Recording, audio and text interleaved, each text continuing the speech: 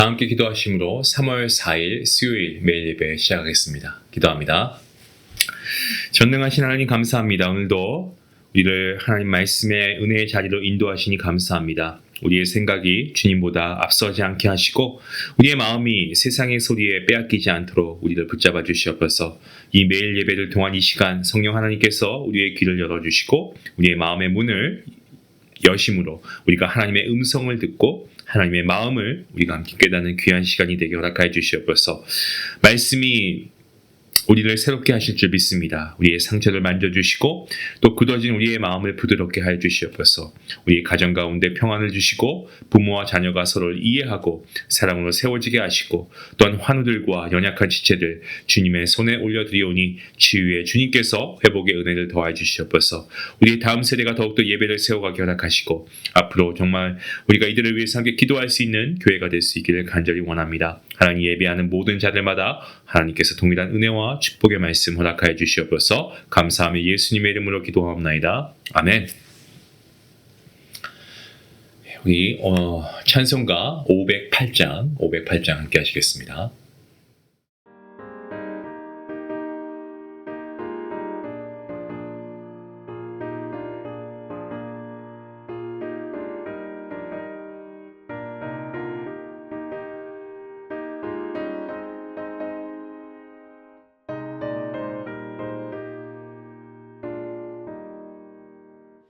우리가 지금은 나그네 되어도 화려한 천국에 머자 나가리니 이 세상 있을 때 주 예수 위하여 끝까지 힘써 일하세.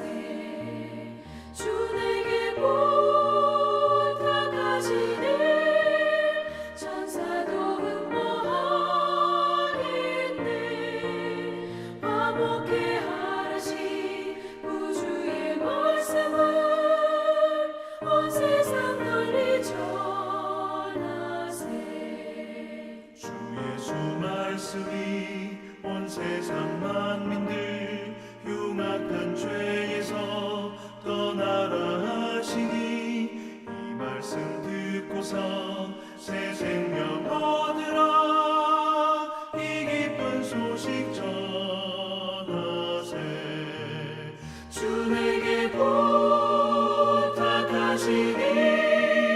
천사도 응모하겠네.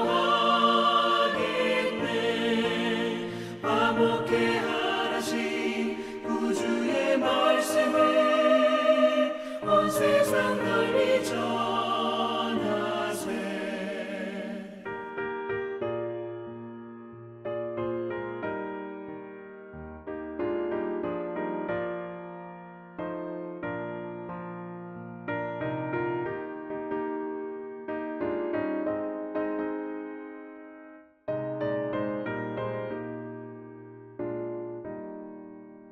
영생의 복락과 천국의 갈 길을 만 백성 알도록 나가서 전하세.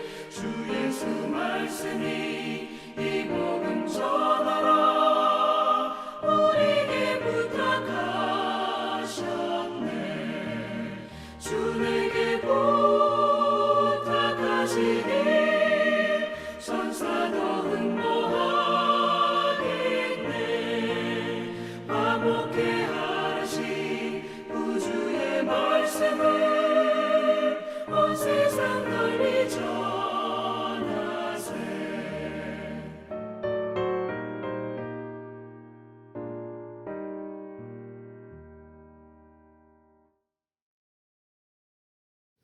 오늘 함께 볼 말씀 마태복음 20장입니다. 마태복음 20장 1절부터 16절까지의 말씀 되겠습니다. 함께 말씀을 읽겠습니다. 천국은 마치 품꾼을 얻어 포도원에 들여보내려고 이른 아침에 나간 집주인과 같으니 그가 하루 한 데나리온씩 품꾼들과 약속하여 포도원에 들여보내고 또 제3시에 나가보니 장터에 놀고 서 있는 사람들이 또 있는지라. 그들에게 이르되 너희도 포도원에 들어가라. 내가 너희에게 상당하게 주리라 하니 그들이 가고 제6시와 제9시에 또 나가 그와 같이 하고 제11시에도 나가보니 서 있는 사람들이 또 있는지라. 이르되 너희는 어찌하여 종일토록 놀고 여기 서 있느냐. 이르되 우리를 품꾼으로 쓰는 이가 없음이니이다. 이르되 너희도 포도원에 들어가라 하니라.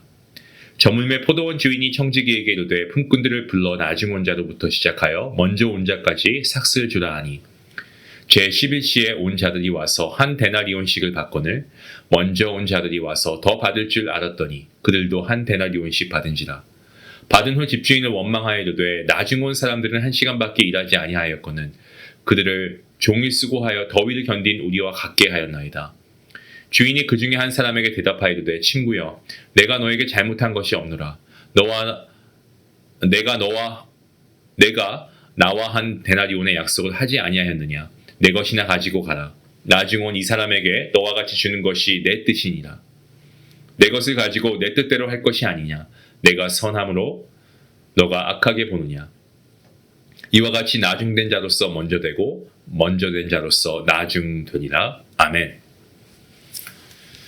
우리가 이 세상 가운데 각자 맡은 일이 있습니다. 직장인, 사업가, 학생, 연구원도 있고요. 저희 교회 같은 경우는 은퇴하신 분들, 또 가사를 돌보시는 가정을 돌보는 분들도 모두가 각자의 다른 영역 가운데 바쁘게 살아갑니다. 근데 만약 직장에서 급여를 받을 때 예를 들어서 10시간 이상 일한 사람이나 1시간 일한 사람이나 똑같이 일정 금액을 받게 된다면 그 기분이 어떨까요? 아마 누구나가 다 이렇게 생각할 겁니다. 불공평하다. It's not fair 이라고 얘기할 것 같습니다. 오늘 본문 이 포도원 품꾼의 비유가 바로 그 말씀이죠. 근데 여러분 그거 아십니까? 오늘 이 말씀, 이 주님의 비유 속에는요. 하나님 나라의 놀라운 원리가 담겨 있다는 것을 여러분 아시고 계십니까? 이 주님의 비유를 이해하기 위해서는 이 바로 앞에 부자 청년 사건과 연결해서 보면은 좋습니다. 부자 청년은 어떻습니까? 우리가 살펴본 대로 어떤 선한 일을 해야 영생을 얻을 수 있습니까? 라고 주님께 묻죠. 진지했습니다. 무릎을 꿇고 주님께 물어볼 정도 진지했어요. 그리고 그는 주님께 자기가 그동안에 여러 계명들을 잘 지켜왔다라고 그렇게 하지만 주님께서 뭐라고 합니까? 너의 소유를 팔아서 가난한 자에게 주고 나를 따라오라 라고 말씀하시니까 이 청년이 근심하면서 돌아갔네요. 우리가 기억합니다. 왜 그렇습니까? 재물이 예수님보다 더 좋았기 때문입니다. 재물이 그의 우상이었기 때문이죠. 자, 이를 보신 예수님께서 부자는 천국에 들어가기 어렵다.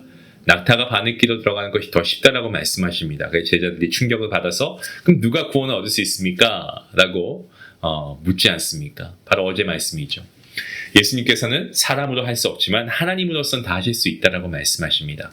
그래서 우리가 어떠한 결론에 이르게 되었습니까? 구원은 인간의 노력으로 얻는 것이 아니고 하나님께서 주시는 선물이라고 우리가 말씀을 통해 깨닫게 되었죠.